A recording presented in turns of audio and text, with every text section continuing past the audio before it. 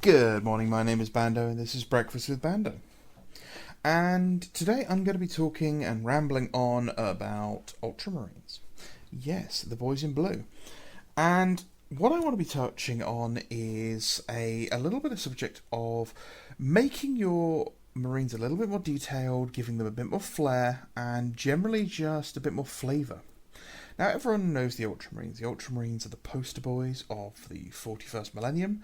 They're on the box art for everything, and they are really plain and vanilla, because that is what they're there to do. They're supposed to showcase the miniature, and they're supposed to sort of just be a blank canvas for the kids who are getting into the hobby to look at and to try and emulate the nice simple paint scheme. This could not be further from the truth for 30k. Ultramarines here have a lot more flavour, a lot more character. They have a wonderful Greco-Roman styling, and they really do have some really unique sort of flavours to them. They have a nice focus on things like breaching marines, using the great big Roman style scutum shields, and they have some really cool to look about them. So I'm going to talk about how I would take a basic marine like these, the Mark III and the Mark IV plastic marine, which again can also be applied to the Mark VI marines that will be released shortly, and how we can really make them pop a bit more than just the box art, because painting them just like the box art is absolutely fine. But at the end of the day, you've got 60 of these guys in your army. You really want them to look a bit more interesting than just a variation of the same miniature, and that's going to be really important too with the Mark VI Marines, which have such a limited sort of amount of movement in the models. Now, the first thing I do when I'm making my models more detailed and interesting is I have to think about what I want to display. What am I trying to tell? What story am I trying to convey with this model? And that is like, what is the force I'm doing? Am I doing a Nemesis chapter, the Destroyer Company? Am I doing the Red Mark, fighting, a bunch of fighting sort of shamed warriors who are like super veterans? Maybe I'm representing the underground fighting on Calth, and these guys have been unsupplied tunnel fighters. Is it a recon company? I'm seeing loads and loads of people talking about recon companies because of the Mark VI Marines. So what do I do to make models look like a recon company? Because reconnaissance is a very specific job. They're not there to just look cool and hit the enemy fast. They need observation gear. They need sensor suites, that sort of thing. How do I make models look like they're veterans, or how do I make them look like they're recent inductees into the Legion? So all of these things are going to help me figure out what I want to focus on, because I don't want to sort of pack something onto a model that is counterproductive to the story I'm trying to tell with the army. Now, one of the very first things we get to is decals. Now, unfortunately, Forge World has just got rid of, temporarily hopefully, all of their decal sheets, but you can use just the regular Games Workshop decals. The Ultramarines decals, for example, come in nearly every single Space Marine kit. And little secret, you can use decals from any other unit, from any other faction. I have used Mechanicum decals all over a tank for my Sons of Horus to represent warning markers, such as the sort of electric warning badges when you'd have sort of on a hatch. I've used a lot of them on some Mechanicum models, on Dreadnoughts, on my Ultramarines. Lots of different decals meaning different things. And one of the things you can do with decals is you can stack them. Just because you've got this Ultramarines U, and I don't actually know what that is called. It's not an Omega. An Omega is upside down, or right way up. So I'll need to find out what that is. But, flip it upside down. Put a second decal in there with a skull on it. Oh, it's this guy's personal heraldry. This is something that happened in the Legion. Is generally a lot of guys who found themselves getting higher up in the ranks ended up adopting their own personal heraldry, and a lot of those personal heraldries would go on to form the second founding chapters, like the Flesh Terrors or the Nova Marines, Marines Errant.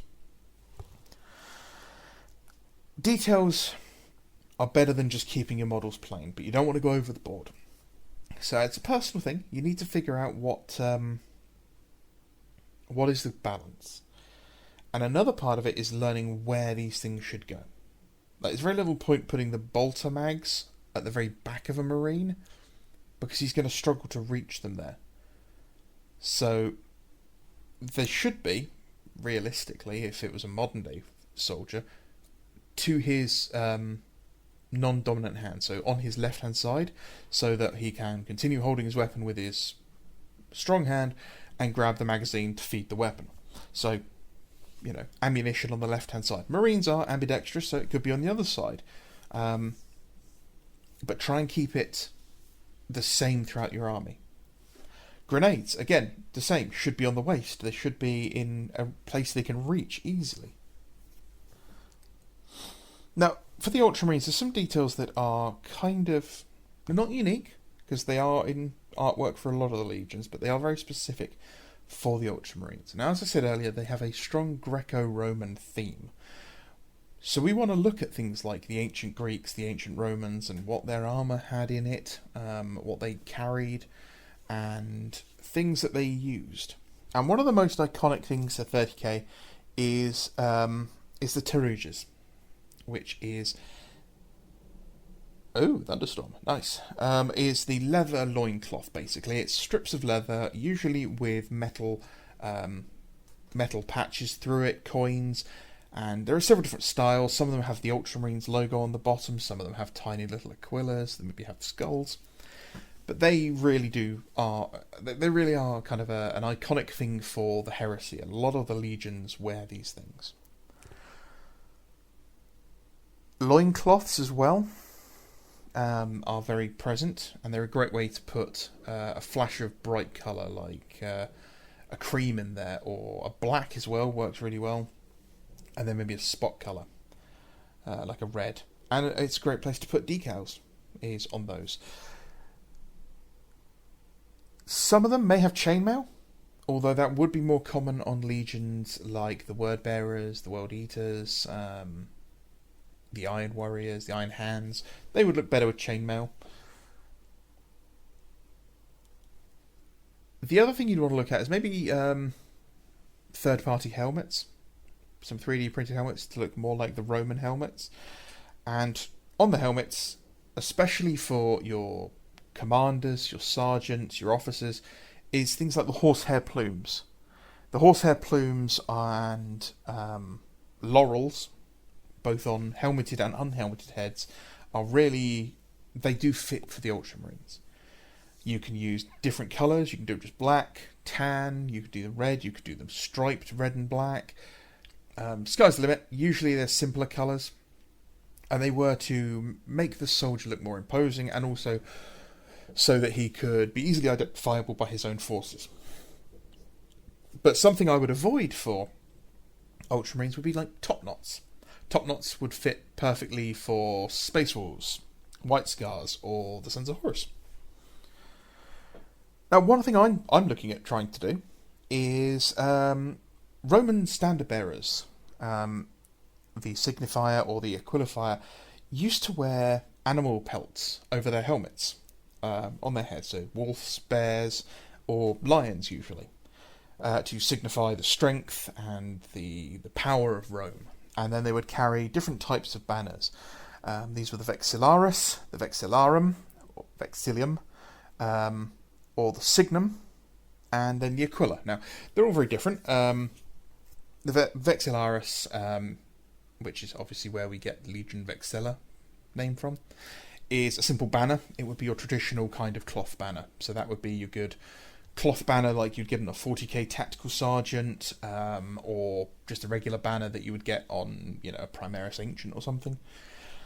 The signum, which is a very iconic Roman standard, is very similar to the one that's carried by Remus Valentus, I think that's how you say his name, which is kind of a pole with lots of round trophies on it, which would have pictures of the gods, they'd have pictures of the emperor, they'd have engravings, that sort of thing. And then the aquila is fairly self-explanatory. So some combination of those three together to make your, Legion standard with a really cool kind of animal pelt over him would look really cool. And something like a leopard pelt over an Ultramarine would look amazing, because you've got the wonderful contrast of the yellowy orange fur and the spots to the dark blue of the armour. I think that would look great. Helmets. Red for the red marked. For those of you who don't know, the Ultramarines had a punishment censor where if someone had done something wrong, they would paint their helmets red to signify that they were a naughty boy. These guys would eventually be banded into sort of veteran companies after a very famous one, Theodore, I think his name is, saved Gilliman's life, and he realised that maybe he was being a bit stupid and wasting these resources. Another item I would like, or I do use, and I think is great, is a lot of things like the bear heads from the Blood Angels kits, with the lovely wavy fringes and stuff. Especially if they've got any of them that have got laurels on them. They look great. They're really good for that Greek style. Give them all sorts of different colours of hairs, because they would have had everything. I mean, the white hair is really iconic as the Ultramarines, but you do see a lot of them in the artwork with blonde hair. So yeah, try to avoid long hair, try to avoid mohawks, try to avoid anything wild like the Space Wolf heads. Bald heads are fine as well. And for Ultramarines, one of the last two things really for me that's is a big one is the weapons. Ultramarines are better suited to shorter swords like the Gladius. Now the Gladius is a short stabbing sword, and it is very different in its stylings to, say, a medieval broadsword, which would be better suited for someone like the Night Lords or the Blood Angels. And then things like the Dao or the Katana for the White Scars. So these short Gladius, which you can get in things like the Primaris and Firstborn upgrade sprues, or in one of the Forge World Breacher upgrade kits, because Ultramarines can take power swords for their breaches. And you get these wonderful Ultramarine themed shields that again look like the Roman scusum, and I think it's 5 of them, and you get 5 power Gladius at the same time. So that's a great source of swords. You get 2 in the one in the Primaris upgrade sprue and 1 in the Firstborn upgrade sprue. So yeah, using Gladius instead of long swords, instead of things like, I'd like to avoid Thunderhammers. I don't think Thunderhammers are a particularly Ultramarine looking weapon. Is a quite important thing. Again, the shields as well are quite cool, and there are some that have lots of embossed Ultramarines details on them, the ones for the Invictus Caesarian and the ones for the Breacher Squad. But if you are getting classic plain shields, or you're picking up third-party ones like the ones from Zinj Industries, they're great to get a load of decals on there. At the moment, I've just picked up some Spartan-style round shields for my Argonaut-themed Ultramarine breaches. And I have a load of transfers and decals for Greek shield designs, which is what I'll be doing over the weekend. And yeah, another thing for Ultramarines is axes. They do get some fantastic axes, so have a look at the Legatine axes. So that's it for the Ultramarines. I want to try and keep these under 15 minutes. Let me know in the comments which chapter you'd want me to talk about and how to try and style them next, and I'll see what I can do.